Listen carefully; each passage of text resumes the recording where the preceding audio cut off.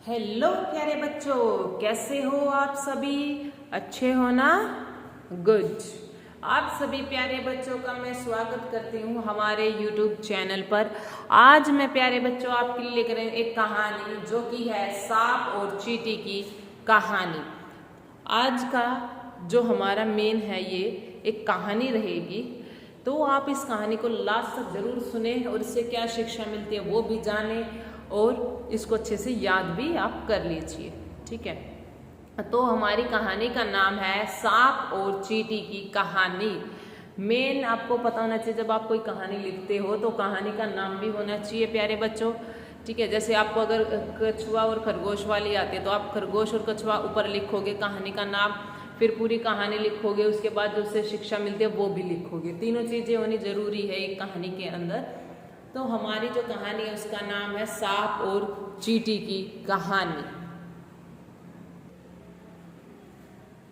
आगे है जो हमारी कहानी, शुरुआत होती है। एक समय की बात है, एक जंगल में एक सांप रहता था। सांप जंगल के छोटे मोटे जानवरों जैसे चूहा, मेंढक, छिपकली, गिलहरी, पक्षियों के अंडों को खाकर बहुत बड़ा और मोटा हो गया था। अब इसमें क्या बताया गया कि एक समय की बात है, एक जंगल में एक बड़ा सांप रहता था और वो क्या करता था, जो छोटे या मोटे जितने भी उसको जानवर मिलते थे वो उनको खा लेता था और खूब क्या हो गया था, मोटा और बड़ा विशाल हो गया था उसका आकार। सांप के विशाल आकार के कारण जंगल के बड़े बड़े जानवर भी उसके पास आने से डरते थे। अब वो इतना विशाल हो गया था मतलब कि और जानवरों को खाकर कि सब जानवर उससे डरने लगे, उसके पास कोई आ ही नहीं रहा था। जंगल के छोटे छोटे जानवरों ने सांप की शिकायत हाथी और शेर से भी की, किंतु शेर और हाथी भी उस विशाल सांप का कुछ नहीं कर सके, क्योंकि जब भी वह सांप को समझाने जाते तो सांप अपना विशाल फन लेकर उनके सामने खड़ा हो जाता। सांप कहीं उसे काट ना ले, इसी डर से जंगल का कोई जानवर उसके नजदीक नहीं जाना चाहता।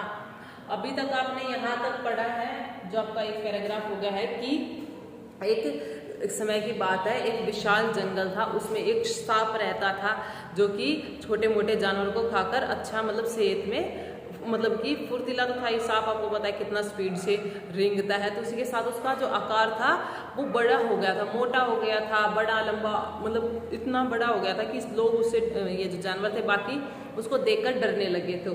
तो क्या वो बाकी जो ये जानवर हैं इन्होंने हाथी और शेर से उसकी शिकायत कर दी, लेकिन क्या फायदा हुआ, हाथी और शेर भी खुद जब सांप को समझाने जाते तो सांप अपना फन इस तरीके से कर लेता। अब वो इतने विशाल फन को देखकर वैसे ही डर जाते, कभी ये हमें ना काट ले, इसी डर से कोई भी उसके पास जा नहीं रहा था। धीरे धीरे सांप को यह घमंड हो गया कि जंगल का कोई भी जीव उसका सामना नहीं कर सकता। अब क्या हुआ, जो सांप था उसको अपने आप पर अहंकार हो गया, घमंड आ गया कि जैसे अब वो जंगल में रहता है, सबको शेर से डर लगता है, लेकिन अभी सबको क्या है, सांप से डर लग रहा है कि उसके पास कोई आ ही नहीं रहा है, सबको डर लगता है। तो उसके अंदर एक अहंकार आ गया कि उसका सामना कोई नहीं कर सकता। सांप ने सोचा कि जब जंगल का राजा शेर ही मुझसे डरता है तो क्यों ना मैं भी एक राजा की तरह किसी विशाल घर में रहूं। यह सोचकर सांप एक विशाल बरगद के पेड़ के बिल में रहने लगा। अब अजगर ये जो सांप है ये सोच रहा है कि जिस प्रकार अगर मेरे से सब डर रहे हैं, यहाँ तक कि जो जंगल का शेर होता है, किंग होता है, वो भी मेरे से डर रहा है, तो क्यों ना मैं उसका फायदा उठाऊं और मैं भी एक राजा की तरह, किंग की तरह अपना जीवन व्यतीत करूं, अच्छे घर में रहूं। तो एक उसने बरगद में, जो बरगद होता है ना बड़ा पेड़, उसके पेड़ के बिल में उसने क्या किया, बरगद के पेड़ के बिल में उसने अपना रहने की जगह बना ली। सांप के आने से डर के कारण बरगद में रहने वाले सभी जीव जंतु और पक्षी उस पेड़ को छोड़कर चले गए। अब क्या हुआ, जब सांप उस पेड़ पर आ गया था, उस बिल में चला गया था, तो उस पेड़ पर जितने पक्षी थे सब उड़कर चले गए, जितने भी छोटे मोटे जीव रहते थे। बरगद के पेड़ के पास एक चींटियों की बाम्बी थी। सांप जब भी कहीं जाता तो उसे रास्ते में चींटियां मिल जाती थी। चींटियां हमेशा अपने काम में व्यस्त रहती थी और सांप को नमस्कार नहीं करती थी। अब सांप जब भी उससे अपने बिल से निकल कर जा रहा होता है तो वहाँ पर चींटियां भी होती है, उनका बिल होता है वहाँ पर। तो वो क्या करते हैं, वो देखता है कि ये जो चींटी यहाँ अपने काम में इतना व्यस्त है कि उसको वो नमस्कार नमस्ते कुछ करती ही नहीं, वो बोलती ही नहीं थी उससे। चींटियों का यह व्यवहार सांप को पसंद नहीं आया। एक दिन वह चींटियों की रानी से बोला, तुम अपनी सेना को समझा देना कि मैं जब भी यहाँ से गुजरता हूँ तो मुझे झुककर नमस्कार करे, नहीं तो मैं सभी को मार दूंगा।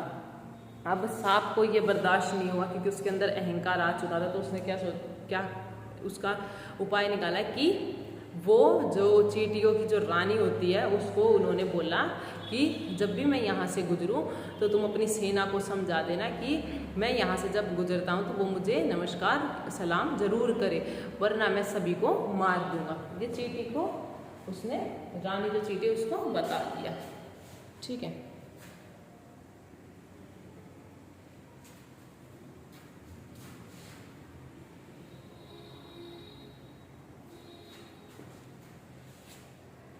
उसके बाद इसमें क्या हुआ कि सांप की जो वो थी ना, क्या कहते हैं, सांप की बात चींटियों की रानी को बिल्कुल पसंद नहीं आई। अब जो सांप ने जो बात कही ना, वो चींटियों की जो रानी थी उसको पसंद नहीं आई।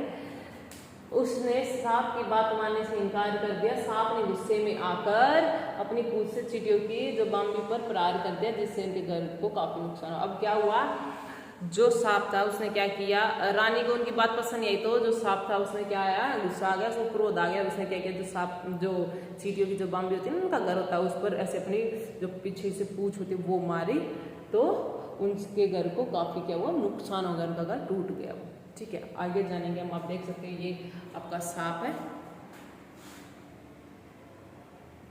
आगे है कि सांप के इस व्यवहार से सभी चींटियां बहुत अधिक क्रोधित हो गई। अब जो सांप ने व्यवहार किया था उससे क्या हुआ, बाकी जो चींटियां थी वो क्रोधित हो गई, गुस्से में आ गई, और उन्होंने एक साथ मिलकर सांप पर हमला कर दिया। चींटियों के काटने से सांप की बहुत बुरी हालत हो गई। धीरे धीरे चींटियों की संख्या बढ़ती जा रही थी और सांप अपने आप को असहाय महसूस कर रहा था।